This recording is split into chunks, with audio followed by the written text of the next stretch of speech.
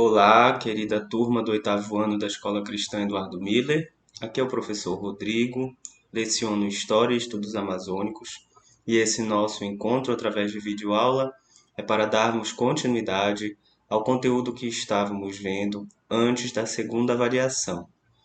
Desde já quero agradecer por todos terem se empenhado muito bem nesta avaliação. Acredito que com certeza fizeram muito proveito dos ensinos que receberam através dos encontros virtuais que estamos tendo desde que nossas aulas tiveram de ser interrompidas, e acredito que os gabaritos estejam todos com pontuação máxima. Bem, enquanto as provas estão sendo corrigidas, recebidas e serão corrigidas por nós vamos dar continuidade ao assunto que nós vimos uma aula antes da Semana das Avaliações, que é o capítulo 6 do volume 2 do livro Conquista. O assunto é o Iluminismo na América, especificamente o processo de independência dos Estados Unidos da América. Bem, porque estudamos esse processo, nós já vimos anteriormente. Vimos como foi a colonização dos Estados Unidos da América pelos ingleses, vimos quais as relações sociais, vimos as 13 colônias que foram fundadas por ingleses, inclusive dividimos elas em colônias do norte e colônias do sul, com aquelas diferenças em que nas colônias do norte os ideais iluministas de liberdade, de igualdade floresceram mais. No sul nós tivemos presença de escravidão africana, desrespeito a direitos humanos, etc. Então, nós temos uma colonização heterogênea que obedece a um comércio triangular. Tudo isso pode ser revisto na primeira parte deste capítulo, que foi a aula que foi postada anteriormente. Para o segmento da nossa aula de hoje, vamos começar abrindo o livro na página 20. Página 20 traz os aspectos da organização social nas colônias.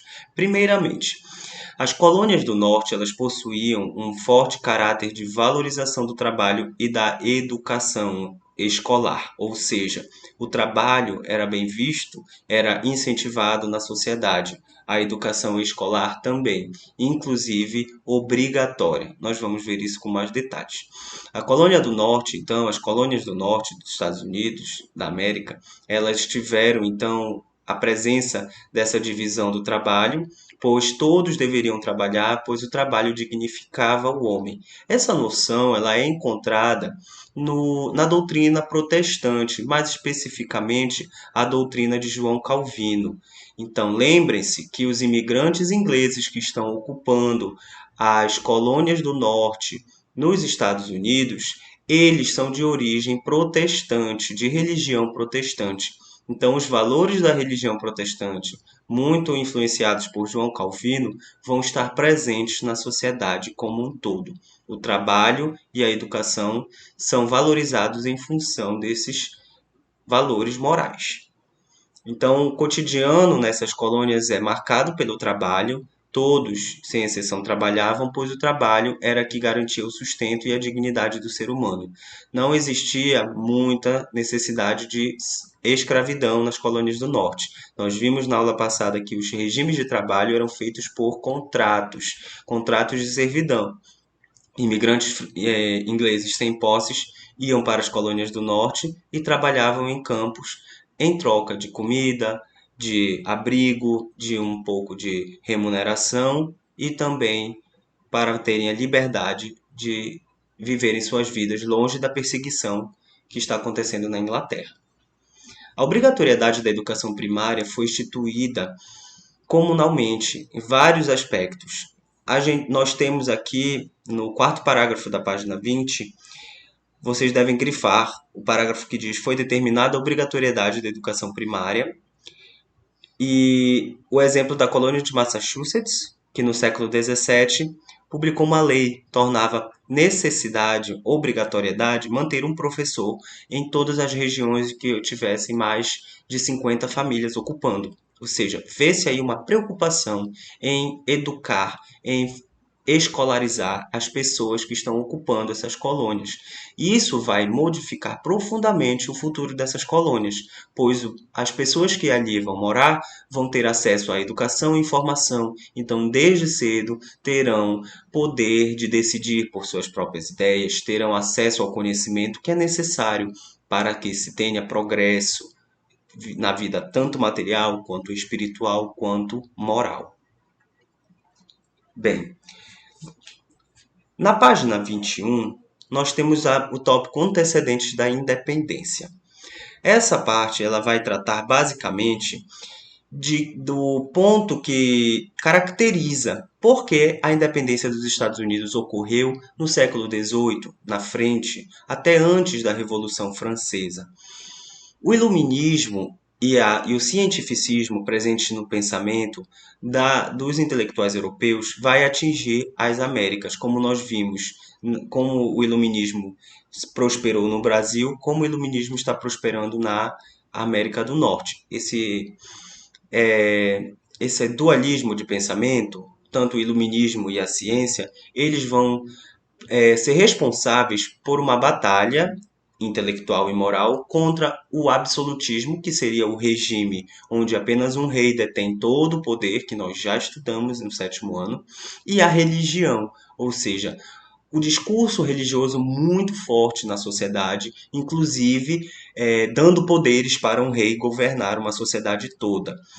O iluminismo e a crença na ciência, a razão, o questionamento, o empirismo, que é nada mais do que a observação dos fatos da natureza, observação científica e racional, eles vão combater qualquer tipo de medida imposta, impositiva. Lembrem-se, na Inglaterra, o sistema que vigora é o parlamentarismo. Tem a monarquia, a rainha, mas ela obedece a um parlamento. Então, ali na Inglaterra, o governo é caracterizado por um rei. O iluminismo e o cientificismo presentes nos Estados Unidos da América, nas 13 colônias, principalmente nas colônias do norte, vai fazer com que os colonos rechassem essa ideia de ter um absoluto, um monarca. O fato de serem difundidos ideais iluministas e o pensamento científico nas escolas, em toda a sociedade, vai fomentar uma liberdade de pensamento maior nas colônias do norte, tá bom? E isso vai afastar mais os colonos das 13 colônias da Inglaterra. John Locke, que foi um pensador iluminista, ele atestou que era lícito uma pessoa ou uma comunidade se rebelar contra o Estado, se revoltar contra o governo, se este governo não estava atendendo aos interesses daquele povo. Então, inspirados por essa necessidade de se revoltar contra leis que eram tidas como injustas, a comunidade das 13 colônias vai começar a rejeitar qualquer dominação inglesa sobre esse novo território. Então, à medida que a Inglaterra vai querer fazer com que as colônias do norte assinem um pacto colonial, ou seja, que os Estados Unidos tornem-se uma colônia da Inglaterra, os colonos vão se valer da negligência salutar. Por muito tempo, a Inglaterra não desejou colonizar formalmente as 13 colônias. Por que agora estão querendo fazer isso? É matéria dos próximos slides. As diferenças entre as colônias do Norte e do Sul foram muito debatidas na aula anterior. Para refrescar nossa memória, estamos estudando os aspectos sociais. As colônias do Norte têm a obrigatoriedade de ter escolas. As colônias do Sul, não. Então, o investimento em educação, em liberdade de pensamento, em racionalismo, vai fazer com que as colônias do Norte se difiram muito, se diferenciem das colônias do Sul, onde as colônias do Sul vão estar muito mais ligadas à metrópole, à Inglaterra. Por quê? Lembre-se, a colônia do Sul ela tinha um sistema baseado na escravidão e no plantio em latifúndio de apenas uma cultura, geralmente o tabaco, o algodão. Esse algodão ele tinha um destino certo, a Inglaterra. A Inglaterra, como já vimos, está se industrializando no século XVIII, então ela precisa consumir muito algodão para fabricar roupas. Se as colônias do sul plantam muito algodão, é melhor que elas vendam para a Inglaterra, que é um consumidor certo. Por isso, as colônias do sul vão estar mais próximas da Inglaterra, e as colônias do norte, mais afastadas, vão tender a querer mais a independência.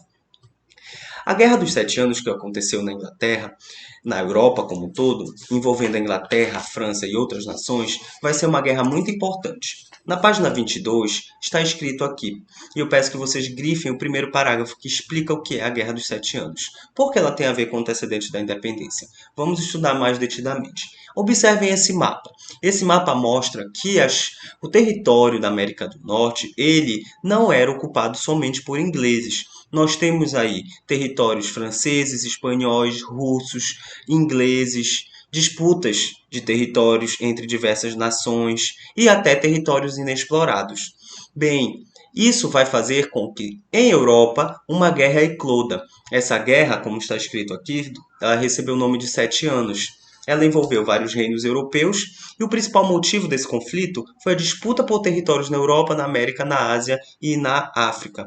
Outra causa foi a concorrência por rotas comerciais. Grifem, então, essa primeira parte, esse primeiro parágrafo da página 22, no tópico Guerra dos Sete Anos, que mostra o motivo da disputa.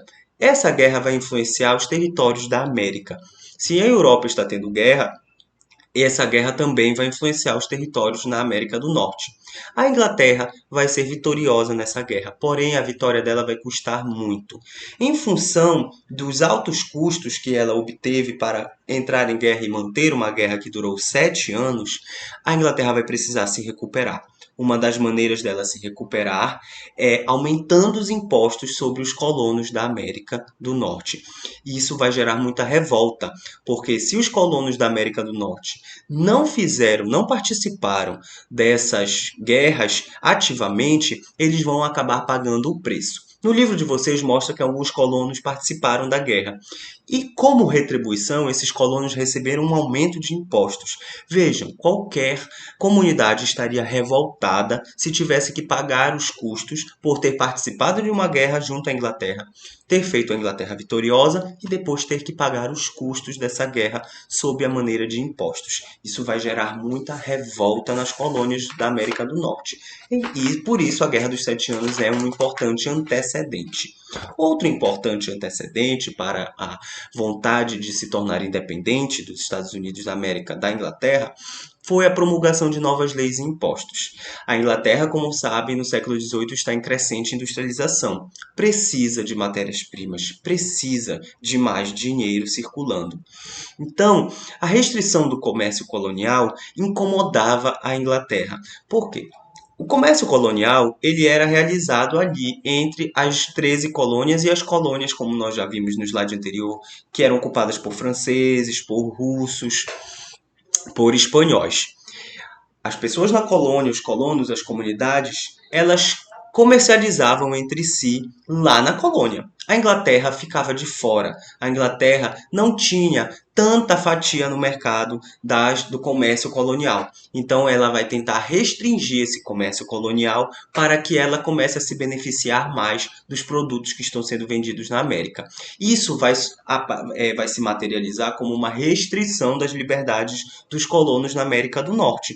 Isso então vai incomodar muito os colonos na América do Norte. As leis que nós temos aqui no material de vocês, na página 24, são a Lei do Açúcar, que foi promulgada em 1764. Vocês podem ler aqui no material que ela foi. Ela reduziu em 50% as taxas sobre o açúcar estrangeiro e aumentou a taxa de importação de produtos que eram consumidos na América do Norte, como o vinho, como a lã, a seda, o linho. Então, o que isso significa? Eles diminuíram o valor dos produtos que os americanos, que os colonos na América do Norte exportavam e aumentou o valor dos produtos que eles compravam. Então, ficou mais difícil de viver na colônia. A Lei do Selo de 1765 ela foi uma lei muito combatida pelos colonos. O que ela fazia? Ela taxava qualquer material impresso dentro da colônia, das colônias do norte. Ora, o que isso significa? Significa que os livros que estavam circulando ali na colônia iam ser taxados. Lembrem-se, o iluminismo é um movimento intelectual. O maior poder, a maior fonte de transmissão de conhecimento dentro desse movimento é a leitura através de livros. A colônia do norte lê muito. Os ideais iluministas se propagaram através dos livros. Taxar os livros é fazer com que os colonos do norte leiam menos. Essa lei vai ser muito combatida. Em 1767, as leis Townshend vão taxar diversos produtos básicos, como o chá. O costume inglês de tomar chá é muito antigo. Os colonos do norte levaram esse costume de tomar o chá das 5, que é um costume inglês, para as colônias do norte. Taxar o chá é a mesma coisa que taxar o café aqui no Brasil. Nós temos o costume de tomar café, os ingleses de tomar chá. Então, fazer o chá ficar mais caro é uma afronta, é uma restrição da liberdade dos colonos na América do Norte. A outra lei é a Lei do Chá, 1773. Ela está bem mais detalhada na página 25. Eu trouxe logo essa lei aqui nesse slide porque essa lei ela também vai ser um dos motivos para estourar a revolta dos colonos do norte contra a Inglaterra. Essa lei ela concedia um monopólio, ou seja, somente a Companhia das Índias Orientais, que era uma companhia inglesa, que podia comprar todo o chá que fosse produzido na América do Norte. Isso vai restringir o comércio colonial, vai aumentar a restrição das liberdades dos colonos, fazendo eles se revoltarem. Aqui na página 25 eu trago a imagem da famosa pintura chamada a Boston Tea Party, que significa Festa do Chá de Boston. Vamos chegar lá. Faz parte do processo de emancipação política. São aquelas revoltas, aquelas motins que vão mobilizar a comunidade para pedir, de fato, a emancipação dos Estados Unidos da América para a Inglaterra. O massacre de Boston foi um acontecimento de 1770 em que 5 colonos morreram protestando contra a Inglaterra. Isso já agitou os ânimos na colônia. A festa do chá de Boston foi o episódio em que cerca de 150 colonos se vestiram de indígenas norte-americanos e jogaram fora 340 caixas de chá no mar. Jogaram fora, destruíram o chá que seria exportado para a Inglaterra. E isso gerou uma grande revolta na Inglaterra. A Inglaterra, então, como repressão, editou as leis de coerção, que ficaram chamadas como leis intoleráveis pelos colonos da América do Norte. Essas leis quais foram? O fechamento do porto de Boston até que Boston pagasse o seu prejuízo de chá. A obrigatoriedade dos colonos de hospedar e manter soldados ingleses na colônia. E o fim da autonomia das colônias inglesas. Ou seja, obrigava as colônias a realmente fazerem um pacto colonial com a Inglaterra. Isso é o fim. Estoura tudo e aí os colonos tentam se organizar em congressos continentais para tratar, negociar com a Inglaterra a independência. Isso está presente aqui na página 26. Foram 2 congressos. O primeiro congresso, em que se reuniu e foi liderado por uma importante personalidade da história dos Estados Unidos, chamado de Benjamin Franklin. O Benjamin Franklin, não, desculpem, foi o George Washington. São personalidades muito famosas da independência dos Estados Unidos. Eu peço que vocês acompanhem a leitura da página 26. Grifem o primeiro parágrafo da página 26ª e o segundo parágrafo, que fala que o primeiro Congresso Continental não deu em nada, não resolveu nem o lado dos colonos, nem o lado da Inglaterra. Já o segundo Congresso Continental foi comandado por George Washington. Ele reuniu e armou o povo para entrar em conflito. Esses conflitos duraram até 2 de julho de 1776, quando o Congresso finalmente conseguiu que a Inglaterra aceitasse a Declaração de Independência. Então foi editada uma Declaração de Independência, onde as 13 colônias do Norte iriam se tornar independentes da Inglaterra, ou seja, ia se criar um país autônomo. A data da independência dos Estados Unidos ela é do dia 4 de julho de 1776. Foi formado um comitê com Benjamin Franklin, John Adams, Thomas Jefferson e George Washington para que eles criassem um documento com a Declaração da Independência. Então foi criado e editado um documento assinado e reconhecido pela Inglaterra. Só que a Inglaterra não quis aceitar esse documento. Então, no dia 4 de julho de 1776 é comemorado a independência dos Estados Unidos da América. E aí se sucederam várias guerras. Essa imagem que traz aqui no slide é justamente desse encontro, dessa comissão, mostrando a Declaração de Independência, um documento com as leis. Mas isso não foi necessário, não foi reconhecido pela Inglaterra. Então, tiveram que ter guerras, conflitos armados, sucessivas guerras que se arrastaram pelos anos, onde várias potências foram envolvidas, como a França e a Espanha. Inclusive, terminaram-se com a França aliando-se aos colonos e eles conseguiram ganhar da Inglaterra. Saibam que na Europa esses conflitos são muito constantes. A Inglaterra guerreou muito com a França já ganhou e perdeu várias guerras desde a época medieval. É do interesse de França defender os colonos na América do Norte para enfraquecer a Inglaterra e a França se tornar uma potência, como nós já vimos lá durante a Revolução Francesa. Então, o reconhecimento mesmo de Inglaterra, da independência dos Estados Unidos da América, só se deu no ano de 1783, como diz aqui na página 28 de vocês. Grifem esse parágrafo, é o segundo parágrafo da página 28, ok?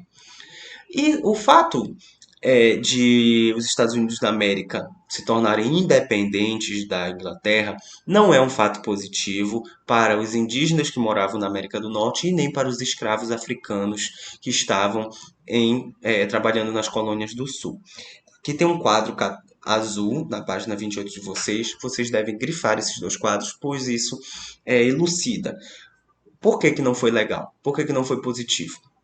Para os indígenas, nada mudou. Eles continuaram não sendo reconhecidos como norte-americanos, sendo que eles habitavam a América do Norte antes dos colonos ingleses chegarem.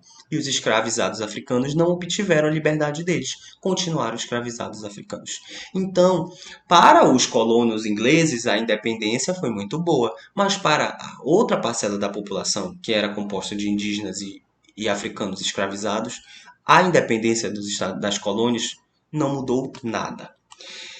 E aí a gente começa a entender a construção de uma nação que é hoje os Estados Unidos da América.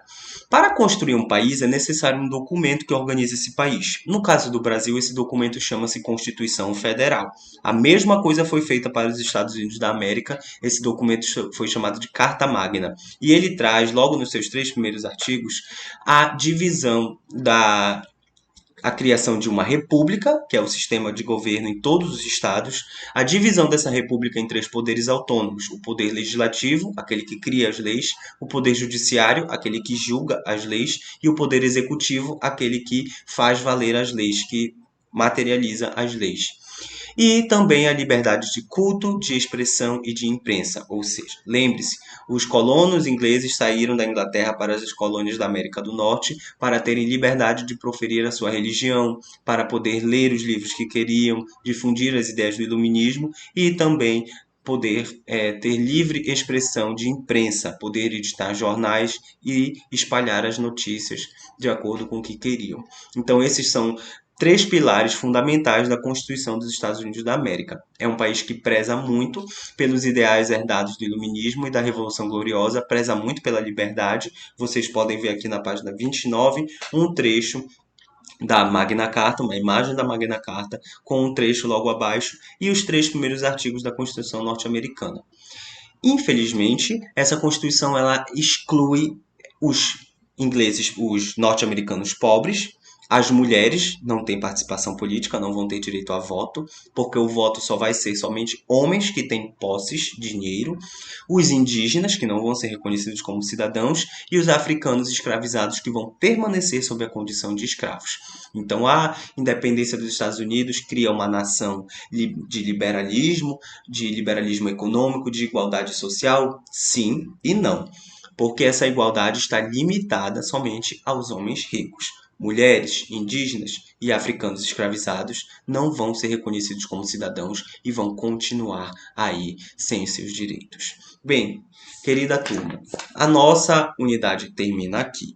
Temos as páginas 31 e 32. Apenas a página 31, desculpe, a página 32 já é um novo assunto. Temos a página 31 para que vocês resolvam e ela é necessária que vocês me mandem a foto através do aplicativo Clipe Escola. Durante a unidade tem várias sessões chamadas Interpretando Documentos. É interessante que vocês leiam esses documentos e respondam com as suas próprias palavras o que vocês entenderam. Assistam essa videoaula e depois façam essas sessões interpretando documentos. Respondam de acordo com a palavra de vocês, utilizando o entendimento de vocês e enviem essas atividades para o aplicativo Clipe Escola, que eu vou respondê-las, orientando vocês, animando um pouco vocês a pensarem como foi esse processo de independentização dessas colônias e como isso criou liberdade para alguns, mas não criou liberdade para outros. Então, hoje nós temos a nação dos Estados Unidos constituída dessa forma, uma nação altamente liberal, mas essa liberalidade, essa liberdade, ela só é para poucos. Quem são? Os americanos ricos, não é? Ainda existe muita desigualdade, ainda existe muito racismo, ainda existe muito genocídio nos Estados Unidos da América. Tá bem? Então, querida, fico por aqui, desejando que vocês estejam com saúde, estejam se protegendo, aguardando ansiosamente o nosso retorno. Tão breve podemos retornar, tão breve teremos nossas aulas presenciais de volta. Enquanto isso, façam questão de participar aqui pelo esse ambiente virtual, que a participação de vocês conta muito. Eu vou ficando por aqui, desejando que vocês fiquem com Deus. Até a próxima aula.